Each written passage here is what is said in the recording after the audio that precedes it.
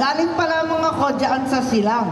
Sa Silang na kung saan ay napakaraming informal settler na rinisettle sa Silang, GMA, sa 13 Martires, higit sa lahat sa Dasma. Kaya pabalik-balik kami rito sa Cavite.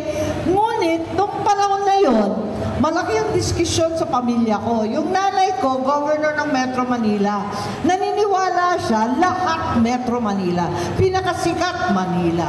Lahat pinakamalaki Quezon City. Basta Metro Manila. Ang tatay ko naman, naniniwala sa Southern Tagalog.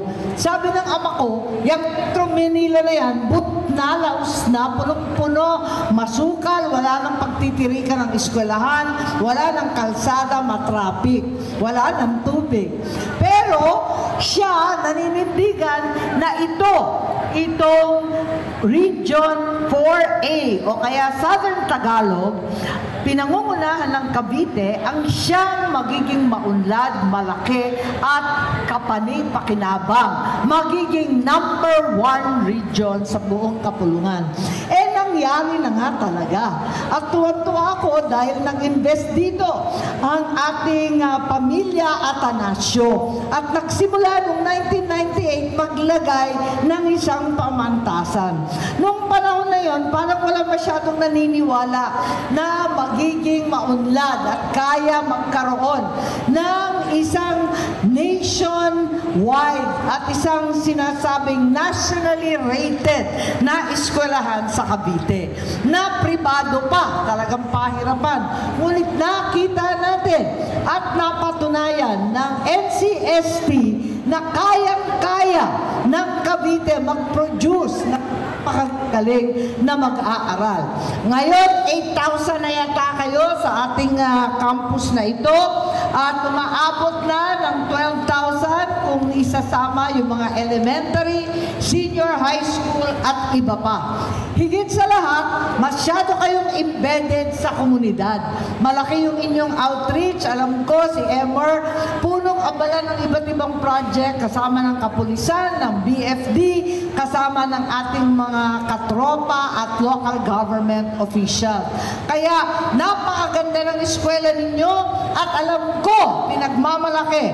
Board Top Notcher 2022 sa Criminology, Lenin Grace Soriano ang taray. Alam ko rin na nag-top 6 Architect Harold Haber. Maraming top notcher ang NCST na pinagmamalaki. Yung iba naman sa inyo, sabi ng teacher, okay na rin top notcher sa kakulitan, top notcher sa party-party, at maaring top notcher na lamang sa puso ng jowa ninyo. Ayan, pwede na rin. Pero tapos na ang Valentine's, isipin natin ang kapakipakinabang natin na gagawin ang ating pag-aaral. Kaya tutulungan namin sana na maibigay ang 5,000 piso sa 2,000 estudyante dito sa NCST. Sa araw na ito, 1,000 pa lamang. First phase, kalahati pa lang. Pero, kayo na ang nauna, may second batch pa. Kaya huwag mag-alala. Kompleto yan. Ngayon, ang madalas kasi sinasabi ng gobyerno, kami, mga politiko, lagi namin sinasabi na libre ang mag-aral sa Pilipinas. Mula sa elementary hanggang sa high school, pati sa state universities, libre lahat dyan. Pero ang totoo, mahal pa rin.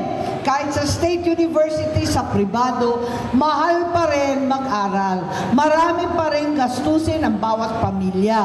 Alam naman natin, may pamasahe, may mga gadgets, ang katutak na gastusin para sa pagkain, para sa uniform, sa project, kung ano-ano. Talagang may money out. Kaya sana, kahit pa paano makatulong yung 5,000 piso sa bawat isa sa inyo. Ayan, hinabol ko sana to para makatulong sa taong ito. Ayan. So, thank you very much sa inyong lahat. Tulad ng sinabi ni Emmer, ni Presidente natin, nakapagbigay na tayo ng 500 beneficiaries ng worth 22 million. Ito yung kalahi, yung mga graduate na hindi pa nakakapaghanap ng trabaho. Mayroon din CHED, TDP Scholarship. 100 ang beneficiaries dito sa NCST. Tuloy-tuloy ang tulong natin sa NCST at ating pinapangarap na bawat isa sa inyo ay makapagtapos, matapos at makapaghanap ng maayos na trabaho at tuluyan makatulong sa inyong mga pamilya. Yan lang naman talaga ang simpleng pangarap ng bawat isang Pilipino, bawat isa sa atin talagang makatulong sa ating mga minamahal sa buhay. Sa inyong lahat, ang NCST at ang lalawigan ng Cavite ay napakalapit sa puso ng aming pamilya. Asahan po ninyo, ano man ang problema, pipilitin natin na ay may solusyon. Ay may solusyon. Pero ang totoo, kayo sa NCST, kayo ang ating kabataan at mag-aaral, ang tunay na solusyon. Maraming salamat sa inyong lahat. Mabuhay ang NCST!